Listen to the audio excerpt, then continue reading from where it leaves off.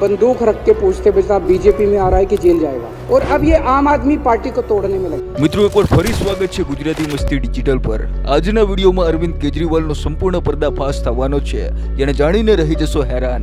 કેટલી હેરાનીની વાત છે કે ભ્રષ્ટાચાર હટાવોના નારા લગાવનાર મુખ્યમંત્રી ભ્રષ્ટાચારના ચક્કરમાં જેલની અંદર ચક્કી પીસે છે। જી હા, આપ સમજી ગયા હશો કે આપણે દિલ્હીના મુખ્યમંત્રી અરવિંદ કેજરીવાલની વાત કરીએ છીએ, જેમના પર લગભગ 100 કરોડના ઘોટાળાનો કેસ લાગેલો છે। પરંતુ શું આપને ખબર છે કે એ ખુદ પણ કરોડપતિ છે અને ભારતમાં સૌથી વધુ સેલેરી લેનાર મુખ્યમંત્રીના રૂપે જાણીતા છે। અને જો તેમની જુદી સંપત્તિની વાત કરીએ તો તેનો આંકડો કંઈક અલગ જ ઇશારો કરે છે। એવામાં સવાલ એ ઊભો થાય છે કે પોતાને સૌથી સારો અને યોગ્ય કહેનાર મુખ્યમંત્રી કેટલી સંપત્તિનો માલિક છે અને તેમની પાસે કેટલા પૈસા છે। આજના વિડીયોમાં આપણે તમામ હકીકતો જણાવીશું। બસ વિડીયોના અંત સુધી આવી રીતે જોડાયેલા રહેજો। પરંતુ આ વિડીયો શરૂ કરતા પહેલા એક નાનકડી વિનંતી છે, જો આપ ચેનલ પર નવા છો તો વિડીયોની નીચે દેખાતું લાલ રંગનું સબસ્ક્રાઇબ બટન દબાવી અને બેલ આઇકોન પ્રેસ કરવાનું ના ભૂલતા, જેનાથી આવનારા વિડીયો મળે આપને સૌથી પહેલા। મિત્રો, તાજેતરમાં ઈડીએ અરવિંદ કેજરીવાલની દારૂના કૌભાંડ મામલે ધરપકડ કરી અને તેમના પર 100 કરોડનો ઘોટાળો કરવાનો આરોપ લગાવ્યો। ઈડીના આરોપની વાત કરીએ તો અરવિંદ કેજરીવાલ અસલમાં પણ કરોડપતિ છે। હરિયાણાના શિવાણીમાં જન્મેલા અરવિંદ કેજરીવાલ શરૂઆતથી જ અભ્યાસમાં અવ્વલ હતા। તેમને Indian institute of information technology એટલે કે IIT ખડગપુરથી મિકેનિકલ એન્જિનિયરિંગ કરી અને ડિગ્રી મેળવી। તે ખૂબ જ મોટી સફળતા હતી અને આ તો કાંઈ નહીં પરંતુ રાજકારણમાં પગલાં માંડતા પહેલા Arvind Kejriwal Indian revenue service એટલે કે ઇન્કમ ટેક્સ ડિપાર્ટમેન્ટમાં કામ કરતા હતા અને સિવિલ સર્વિસની પરીક્ષા ક્લિયર કર્યા બાદ assistant commissioner of income tax officer તરીકે ઇન્ડિયન રેવન્યુમાં સામેલ થયા। 1985માં અરવિંદ કેજરીવાલે IIT JEEની પરીક્ષા પાસ કરી અને 563ની ઓલ ઇન્ડિયા રેન્ક મેળવી। ત્યારબાદ 1989માં અરવિંદ કેજરીવાલે જમશેદપુર ટાટા સ્ટીલ જોઈન કરી। પછી 1992માં તેમને સિવિલ સર્વિસની પરીક્ષાનું તૈયારીનું કારણ આપતા પોતાની નોકરી છોડી દીધી અને પછી કેજરીવાલ સિવિલ સર્વિસની તૈયારીમાં લાગી ગયા, જેના 3 વર્ષ બાદ 1995માં સિવિલ સર્વિસ એક્ઝામ પાસ કર્યા બાદ Arvind Kejriwal Indian revenue service એટલે કે IRSમાં સામેલ થયા। પરંતુ આટલા મોટા પદની નોકરી મેળવ્યા બાદ પણ અરવિંદ કેજરીવાલને ઠીક ના લાગ્યું। તેમણે 2006માં પોતાની નોકરી છોડી દીધી અને ત્યારબાદ તેમણે પબ્લિક કોલ રિસર્ચ ફાઉન્ડેશનની સ્થાપના કરી। પરંતુ હજુ પણ કેજરીવાલને એટલા લોકો ઓળખતા નહોતા।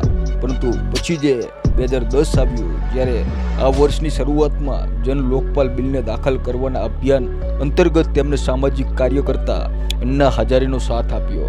જે અન્ના હજારે છે તેને તો આપ ઓળખતા જ હશો, જે એક સામાજિક કાર્યકર્તા છે અને વર્ષોથી લોકો માટે કામ કરતા આવે છે। જ્યારે અરવિંદ કેજરીવાલ તેમની સાથે જોડાયા તો તેમનું નામ પણ ઉપર આવવા લાગ્યું અને પછી મિત્રો સાલ 2014માં અરવિંદ કેજરીવાલે 16મી લોકસભા ચૂંટણીમાં વારાણસીથી બીજેપીના પ્રધાનમંત્રીના ઉમેદવાર નરેન્દ્ર મોદીની સામે ચૂંટણી લડી।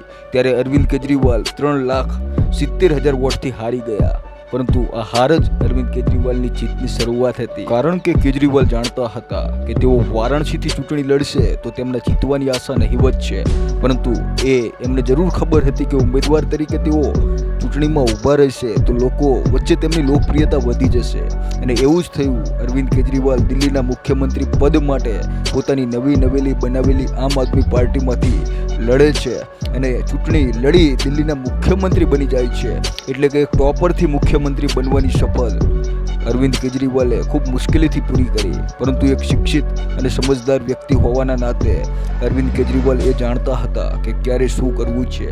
હવે જો આપણે તેમની સંપત્તિ વિશે વાત કરીએ તો સાલ 2020માં જ્યારે અરવિંદ કેજરીવાલ વિધાનસભા લડતા હતા ત્યારે તેઓએ પોતાના ઉમેદવારી પત્રમાં પોતાની સંપત્તિ જણાવી હતી। ત્યારે તેમણે જણાવ્યું હતું કે તેમની પાસે 3 કરોડ 44 લાખની સંપત્તિ છે, પણ નેતા આટલી મોટી સંપત્તિનું રાજ નથી ખોલતા। પરંતુ અરવિંદ કેજરીવાલે ખુલ્લા મને પોતાની કરોડોની સંપત્તિ વિશે જણાવ્યું। એટલું જ નહીં, અરવિંદ કેજરીવાલ જણાવે છે કે તેમની પાસે 9,95,741 રૂપિયાની ચલણી સંપત્તિ, જ્યારે તેમની પત્ની પાસે 57,07,591 ચલ સંપત્તિની માલકીન છે। ચૂંટણી ઉમેદવારી પત્ર અનુસાર અરવિંદ કેજરીવાલ પાસે 1,77,00,000ની અચલ સંપત્તિ હતી, જ્યારે તેમની પત્ની પાસે 1 કરોડની અચલ સંપત્તિ હતી। એટલું જ નહીં, અરવિંદ કેજરીવાલના નામ પર ગાઝિયાબાદના ઇન્દિરાપુરમમાં 2400 સ્ક્વેર ફૂટની જમીન હતી અને હરિયાણામાં પણ તેમના નામ પર 6750 સ્ક્વેર ફૂટની જમીન હતી. એટલે કે તેમની પત્ની સુનીતા કેજરીવાલના નામે ગુરુગ્રામમાં 2244 સ્ક્વેર ફૂટની રેસિડેન્ટી પ્રોપર્ટી હતી. આપની જાણકારી હેતુ જણાવીએ કે અરવિંદ કેજરીવાલ પાસે તેમના પોતાના નામ પર કોઈ જ ગાડી નથી, જ્યારે કે તેમની પત્ની પાસે મારુતિ બ્લેનો છે, જેની કિંમત 6,20,000 જણાવી હતી. અને મિત્રો, અરવિંદ કેજરીવાલના પત્ની પાસે 320 ગ્રામ સોનાના ઘરેણાં પણ છે, સાથે 1 કિલો ચાંદી પણ છે. મિત્રો, આપને જાણીને હેરાની થશે કે દિલ્હીના મુખ્યમંત્રી અરવિંદ કેજરીવાલ સૌથી વધુ પગાર લેનાર મુખ્યમંત્રીમાં આગળ છે. અરવિંદ કેજરીવાલ દર મહિને 1,70,000 પગાર તરીકે લે છે અને તેમના એક વર્ષનો ટોટલ પગાર 20,40,000 છે, જેનાથી આપ અંદાજો લગાવી શકો છો કે અરવિંદ કેજરીવાલ એક શિક્ષિત અને અમીર મુખ્યમંત્રી છે, જે હંમેશા ભ્રષ્ટાચાર વિરુદ્ધ લડવા માંગતા હતા. એટલે તેઓએ ઇન્કમટેક્સની નોકરી છોડી રાજનીતિમાં જોડાવાનું નક્કી કર્યું. એવામાં આ પ્રકારના નેતાનું ઘોટાળામાં સામેલ થવાની બાબત ચોંકાવનારી છે. જ્યાં એક તરફ ઈડી અરવિંદ કેજરીવાલ પર આરોપ લગાવતી જાય છે, તો બીજી તરફ અરવિંદ કેજરીવાલ કહે છે કે ચૂંટણી નજીક છે અને સત્તામાં બેસેલી પાર્ટીને સત્તા ફરી મેળવવી છે, એટલે તેઓ દરેકને શાંત કરવા આ પ્રકારના રાજકીય દાવપેચ અપનાવે છે. અરવિંદ કેજરીવાલ તો સાફ કહે છે કે મેં કાંઈ નથી કર્યું, પરંતુ ઈડીનું કહેવું છે કે અરવિંદ કેજરીવાલે 100 કરોડની રકમ વસૂલ કરી છે, જેનાથી સાઉથની દારૂની કંપનીઓ દિલ્હીમાં પોતાનો દારૂ વેચી શકે.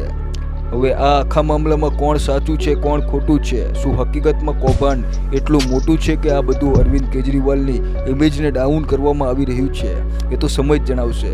પરંતુ આ સમગ્ર મામલામાં આપ શું કહેવા માંગો છો એ કોમેન્ટમાં જરૂર જણાવજો. સાથે વિડીયોને લાઈક કરવાનું ના ભૂલતા. જય હિન્દ, જય ભારત.